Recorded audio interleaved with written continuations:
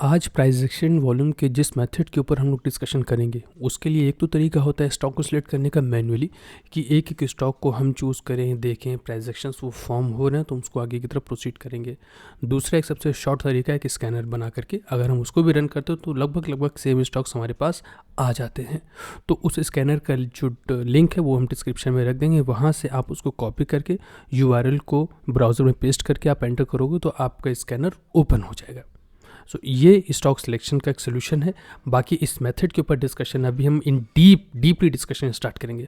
So video को like कर लेना, चैनल को सब्सक्राइब करके आगे की तरफ हम लोग बढ़ेंगे।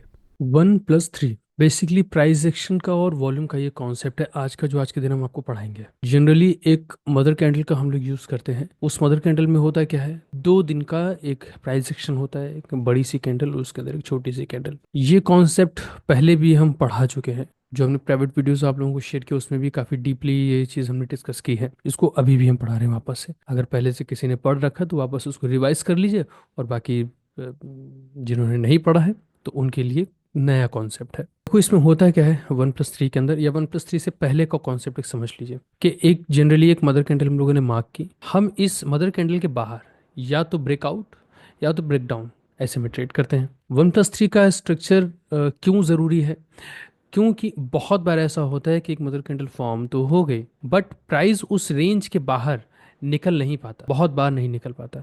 वो अंदर ही 1, 2, 3, 4 ऐसे करते हुए फंसा रह जाता है। तो अब क्या करेंगे, क्योंकि प्राइस तुम्हारे रेंज के अंदर है, बाहर तो निकल ही नहीं रहा है।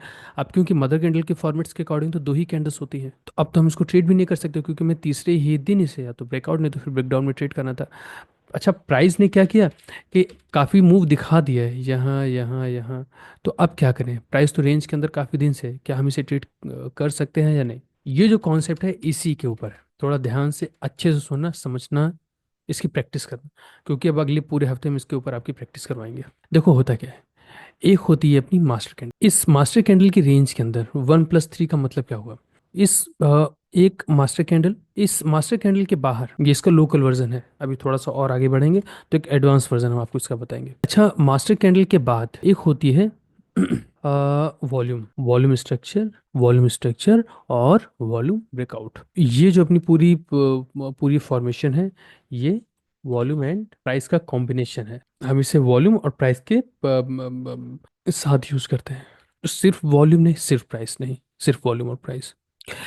आ, अब मान लो प्राइस अगले दिन हमारा नीचे की तरफ नहीं निकल पाया, तो आगे क्या होता है, हम वेट करते हैं। ये जो 1 है ना, ये हमारी फर्स्ट वाली कैंडल है। इसके बाद हमें टोटल 3 कैंडल्स चाहिए होती हैं। हमारी जो मास्टर कैंडल है उसके अंदर अगर एक ये कैंडल बनी, ये वाली कैंडल, तीसरे दिन अगर प्राइस हमारा बाहर की तरफ निकल गया तो कोई बात नहीं। अगर तीसरे दिन नहीं निकला, तो प्राइस तो रेंज के अंदर रहेगा। एक हम और वेट करते हैं।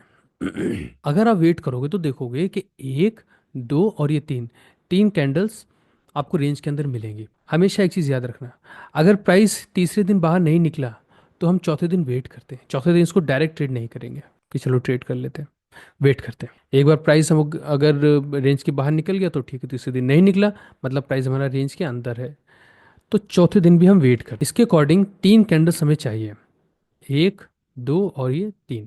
ये तो प्राइस का स्ट्रक्चर है जो कि फुलफिल हो गया।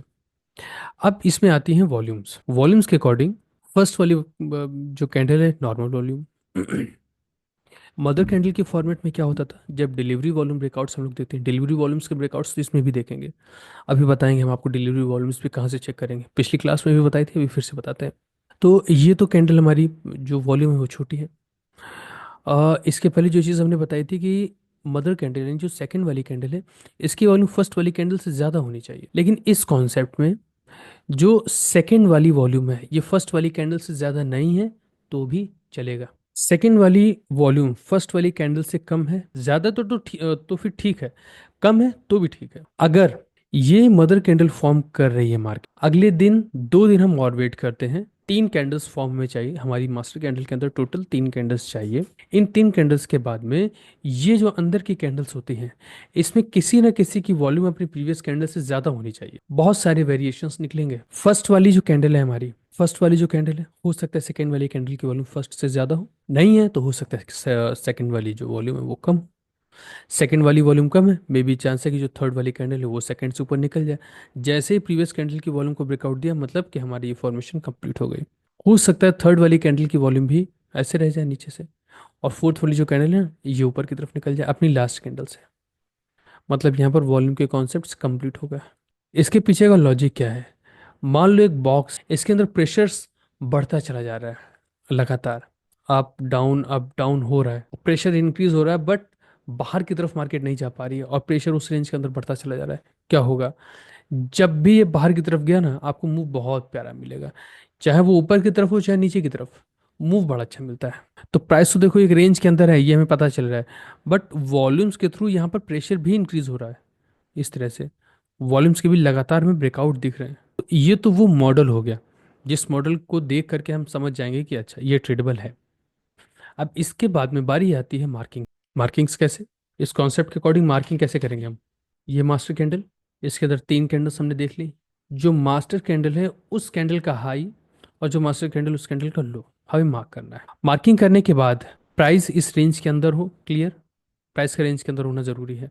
एक दो तीन, तीसरे दिन अगर मार्केट अंदर है तो हम क्या करेंगे? चौथे दिन अगर मार्केट अपसाइड की तरफ निकली तो अपसाइड की तरफ ट्रेड हो जाएगा, नीचे निकली तो नीचे की तरफ ट्रेड हो जाएगा। जिस तरह से कंपलसरी नहीं है कि फर्स्ट वाली जो कैंडल है इसके बाद में प्राइस बाहर की तरफ ब्रेकआउट दिखा ही दे, नहीं दिखाया, मे भी हो सकता है ना दिखाया, यानी कि प्राइस हमारी रेंज के अंदर है। जैसे फर्स्ट वाली कैंडल के बाद प्राइस ने ब्रेकआउट बाहर नहीं दिखाया, वैसे हो सकता है जो तीसरी वाली कैंडल बन रही है ना, इस कैंडल के बन जाने के बाद भी प्राइस बाहर की तरफ ना निकले, हो सकता है कि प्राइस हमारा रेंज के अंदर ही फंसा रह जाए। ये तो अब क्या है, क्या अब हमारी ये फॉर्मेशन जिसमें तीन के बजाय प्राइस हमारा अगले 6 दिन से एक ही रेंज के अंदर रुका हुआ है, तो क्या इस क्राइटेरिया में ये बैठेगा? बिल्कुल बैठेगा। हमें सिर्फ क्राइटेरियाज उतने चाहिए कि 1+3 का कॉन्सेप्ट हमारा कंप्लीट हो जाए। मतलब एक कैंडल के अंदर 3 दिन तक मार्केट रुकी हो और इसके अंदर जो वॉल्यूम्स हैं इसके ब्रेकआउट हो अपनी प्रीवियस कैंडल से ज्यादा। बस हमें वॉल्यूम्स चाहिए, तीन में से किसी भी एक कैंडल की वॉल्यूम प्रीवियस कैंडल से ज्यादा है और प्राइस अपने प्रीवियस कैंडल, ये जो मास्टर कैंडल इस रेंज के अंदर सरवाइव कर रहा है, मतलब कि अब ये ट्रेड के जोन में है। ये एक लोकल स्ट्रक्चर है, एक बेसिक चीज है। अब होता क्या है जनरली कि प्राइस जैसे अपनी इस रेंज में आया, प्राइस एक रेंज के अंदर रुका, आइडियली जो मदर कैंडल होती है, मदर कैंडल का सिस्टम आइडियली क्या है, जो क्लासिकल सिस्टम कहा जाता है, उसके अकॉर्डिंग प्राइस हमारी रेंज के बाहर जाना नहीं चाहिए, वो रेंज के अंदर ही रहे। अगर उसकी विक हमारे लेवल या हमारी रेंज के बाहर है तो ये मदर कैंडल नहीं मानी जाती एक क्लासिकल स्ट्रक्चर के अकॉर्डिंग। टेक्निकली अब ये मदर कैंडल नहीं रहे, लेकिन हम ये मान करके चलते हैं कि प्राइस अगर हमारी कैंडल के बाहर निकलता भी है और अगर उसने विक बना दी और प्राइस क्लोज नहीं हो पाया तो भी हम उसको मदर कैंडल में कंसीडर करते हैं। बहुत बड़ी विक नहीं होनी चाहिए, लेकिन अगर ऑन एन एवरेज एक विक हमारी निकल रही है, बन रही है, बट प्राइस का ब्रेकआउट प्रॉपर तरह से क्लोजिंग नहीं कर पा रही है, तो हम इसे एक सर्वाइवल का पॉइंट मानेंगे। प्राइस हमारी रेंज के बाहर है, सारी नहीं होगी, एक दो कैंडल्स ऐसी होती हैं कि जो लेवल के बाहर विक निकाल करके बैठी होती है बेचारी, तो उनकी कोई गलती नहीं है, बस विक बाहर चली गई थी, बाद में लास्ट में प्राइस हमारे रेंज के अंदर ही आकर के रुक गया है, कोई बात नहीं, हम उसको मान लेंगे। अब जो वॉल्यूम्स हैं, ये तो हो गया। अब वॉल्यूम्स हैं, वॉल्यूम्स हमारी बस ज्यादा होनी चाहिए, ये फर्स्ट हो सकता है सेकंड की ज्यादा हो, सेकंड की जैसी ज्यादा हुई ठीक है, ये अपने क्राइटेरिया में आ गए। अब अगर बात की दोनों वॉल्यूम्स कम भी रही, मतलब प्राइस 3 दिन से एक रेंज में है और तीनों ही दिन में कहीं ना कहीं वॉल्यूम्स के ब्रेकआउट हुए, इसमें एक चीज हम और ऐड करते हैं which is delivery volume breakout. अब डिलीवरी वॉल्यूम्स को कैसे देखते हैं? एनएससी की वेबसाइट पर चले जाइए आप, एनएससी डिलीवरी वॉल्यूम ये लिख दीजिएगा, सिक्योरिटी वाइज आर्काइव, क्लियर। अब यहाँ पर अभी हमें जिस भी स्टॉक के अंदर की डिलीवरी चेक करनी है, कोई भी स्टॉक हो, जैसे जैसे जैसे एक अच्छा एग्जांपल हम लोग ले सकते हैं कोटक महिंद्रा बैंक, हम लेते हैं पूरे वीक। अब यहाँ देखो delivery volumes, delivery quantity, delivery quantity में क्या हुआ है, ये है 4 3 2 1, 1 2 3 4। 1 अप्रैल को जो वॉल्यूम थी हमारी वो थी 23 16, लेकिन देखो 4 अप्रैल को क्या हुआ, डिलीवरी वॉल्यूम्स इंक्रीज हुई, डिलीवरी वॉल्यूम्स बढ़ी। तो इससे हमें क्या पता चला कि इसमें डिलीवरी वॉल्यूम्स के ब्रेकआउट हुए हैं। अभी आपको जिस भी स्टॉक की वॉल्यूम्स चेक करनी है, डिलीवरी वॉल्यूम्स के प्रीवियस डे से ज्यादा क्या आज में वॉल्यूम्स आई है या नहीं, हम यहाँ से निकाल लेंगे। तो क्या हुआ, डिलीवरी वॉल्यूम्स को हमने चेक कर लिया। अब हमने ये देखा कि इसमें वॉल्यूम्स के भी ब्रेकआउट है, डिलीवरी वॉल्यूम्स के भी ब्रेकआउट है, और प्राइस भी हमारा एक मदर कैंडल फॉर्मेशन के साथ रेडी है। अब इसको हमें ट्रेड करना है। ट्रेड करने के लिए हम क्या करेंगे, सिंपली लोअर टाइम फ्रेम पर आते हैं। लोअर टाइम फ्रेम पर हमको हमारे point of actions find out करने होंगे।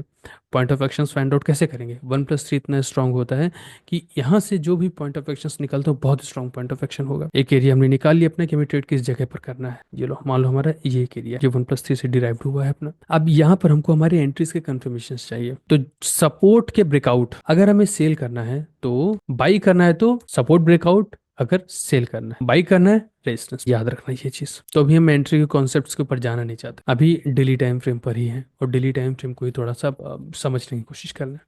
अब 1+3 में देखो एक चीज तो हमें समझ में आ गई कि एक ये कैंडल और उसके अंदर कई सारी कैंडल्स बनी हुई हैं हाई और लो मार्क करके, और वहां पर हम लोग आगे काम कर सकते हैं। देखो अब ऐसे तो बहुत सारे स्टॉक्स ऐसे होंगे जिसमें आपको इन्फॉर्मेशन दिखेगी। क्वेश्चन ये उठता है कि कंसीडर कौन सा हम करेंगे, which one we can consider. Readings के प्रोस्पेक्टिव से देखेंगे, रीडिंग के पॉइंट ऑफ व्यू से देखेंगे तो हमें क्या चाहिए कि प्राइस, अगर हमारी मदर कैंडल के अकॉर्डिंग हमने किसी का हाई मार्क किया है तो वहां पर प्राइस हमें कुछ इस तरह का दिखाई दे, प्राइस जाए और उसी जगह पर वो रुके, भले ही नीचे आए लेकिन वहां पर रिस्पेक्टेड एरिया हो, प्राइस वहां पर रुकना चाहिए। ऐसा नहीं है लो और हाई सब कुछ ब्रेक हो रहा है, हाई भी ब्रेक हो गया, वापस से देखो फिर से लो ब्रेक हो, ये हरकतें नहीं चाहिए हमें। सिंपल स्मूथ और बिल्कुल जेंटल फॉर्मेशन हमें चाहिए कि हमने जो लेवल ड्रॉ किया है, जरूरी नहीं है कि आप 4 स्टॉक्स उठाओ, चारों में आपको एक जेंटल फॉर्मेशन, एक एक smooth formation, smooth point of action दिखाई पड़े ही, हो सकता है कई बार नहीं दिखाई पड़ेगा, लेकिन हम वेट करते हैं उसी फॉर्मेशन का,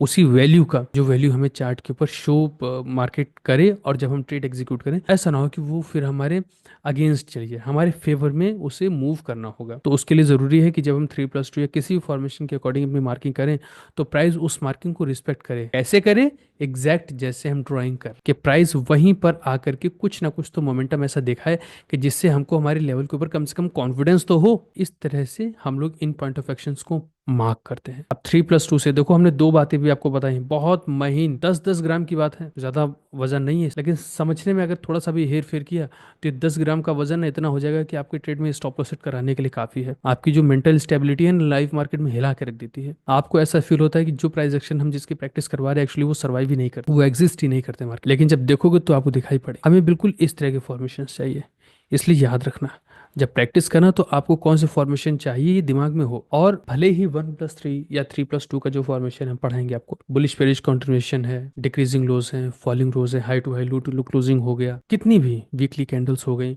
कोई भी कहीं से भी अगर हमको हमारा पॉइंट ऑफ एक्शन मिल रहा है ना तो वो बिल्कुल ऐसा दिखाई दे। हमने मार्क बहुत अच्छा फॉर्मेशन किया बट वहां पर जो रिस्पेक्टेड प्राइस है वो रिस्पेक्ट कर ही नहीं रहा है, वो उसको ऊपर नीचे हर बार हर तरह से ब्रेक कर रहा है, हम उसको छोड़ देते हैं, हम ट्रेड नहीं करते। इतनी सी चीज़ आप याद रखिए। अभी हमने आपको क्या बताया? 3+2 फॉर्मेशन, वो बताइए मार्किंग कौन सी वैलिड रहेंगी कौन सी इनवैलिड रहेगी। हम लोग सिंपली अभी डे टाइम फ्रेम पर ही हैं, हम लोअर पर नहीं उतरे, अभी सिर्फ और सिर्फ हम लोग डे टाइम फ्रेम। हम ये चाहते हैं कि डे टाइम फ्रेम की प्रैक्टिस करो। जो लोग ट्रेड करें वो तो ट्रेड करेंगे ही करेंगे, लेकिन अभी आप लोग डे टाइम फ्रेम की प्रैक्टिस करो। इसको एक काम करते हैं, हम लोग चार्ट पर चलते हैं और चार्ट पर बढ़िया से इसको समझने की कोशिश करते हैं। एक एक चार्ट को बढ़िया से देखना है, जो प्राइस एक्शंस वहाँ पर शो होंगे उन प्राइस एक्शंस को अच्छे से देखना है, उसकी प्रैक्टिस करना है।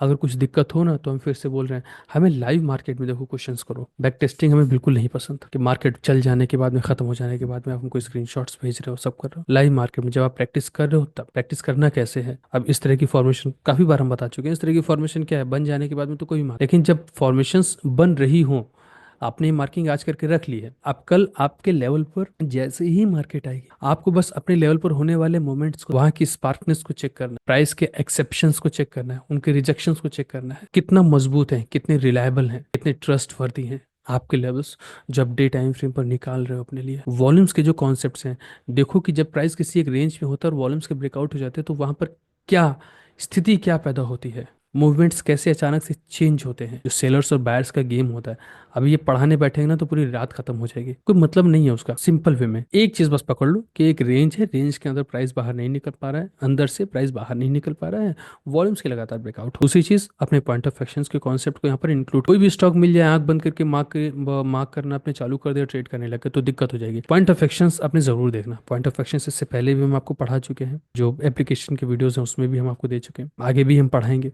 पॉइंट ऑफ एक्शन हम आपको पढ़ाएंगे, उसका विशेष ध्यान रखना। बाकी चार्ट पर चलिए और चार्ट पर एक एक चीज वापस से कुछ हम एग्जांपल देंगे, उसमें भी और अच्छे से ये आपको क्लियर होंगे।